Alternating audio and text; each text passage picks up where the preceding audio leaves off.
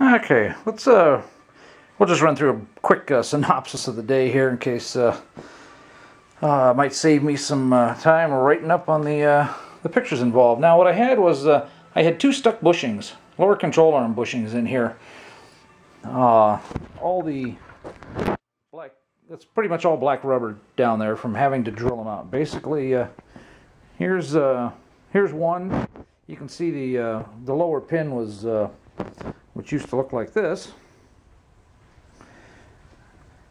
Basically what I did was I just cut the top off with a cutoff wheel, and then I took a drill, and let's I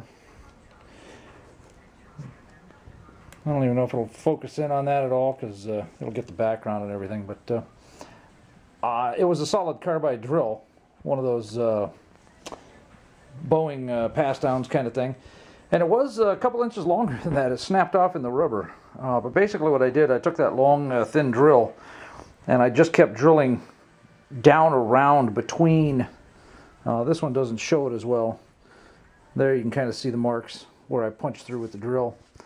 Basically I just kept drilling all the way around it, you know, kept kind of walking it at an angle and stuff like that, and of course that's how I ended up breaking the drill. But I finished it off using that broken drill. All I needed was a little bit of a sharp end on there, and I just kept perforating it until I was finally able to take on one of them I took a sharpened piece of pipe that just fit in and basically cut the lug out of the center. Then on the other one I just perforated it enough that I was just able to hit it with a drift and a sledgehammer and knock it out. Then to actually get them out, you can see here I cut it and I didn't quite get all the way through, and so I started hammering, chiseling, and I didn't get very far with that. So then when I actually cut the other side, then it came right out. As soon as I tapped on it with the center punch here, it just dropped right out. So when I did this one, I just made a point to make sure that I cut all the way through. Now it's a royal pain in the butt to do that with a hacksaw blade, but if you use an air body saw, which is it's a body saw, it's a air powered hacksaw, I just use a bimetal blade in there. It's a 12-incher just cut in half. So that's how I was able to cut that nice long strip in there. Once I did that, then it didn't take much, a couple of taps around the edge there. This camera's extremely slow to focus, which gets kind of annoying. I may end up taking it back just for that reason. Anyway, moving on here. Basically what I did is once I got those out, I used a flap wheel rather.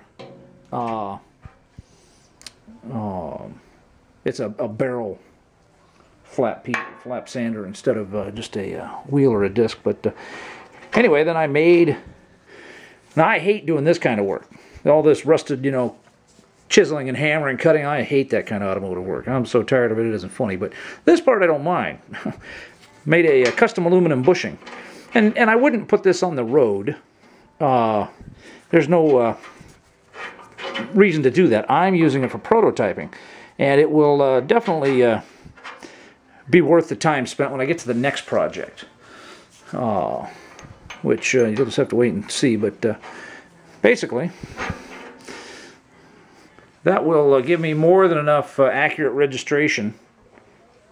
I mean, there's very little wiggle in there. That'll hold the control arms in accurate enough for anything I need to do. So that's where it stands for now.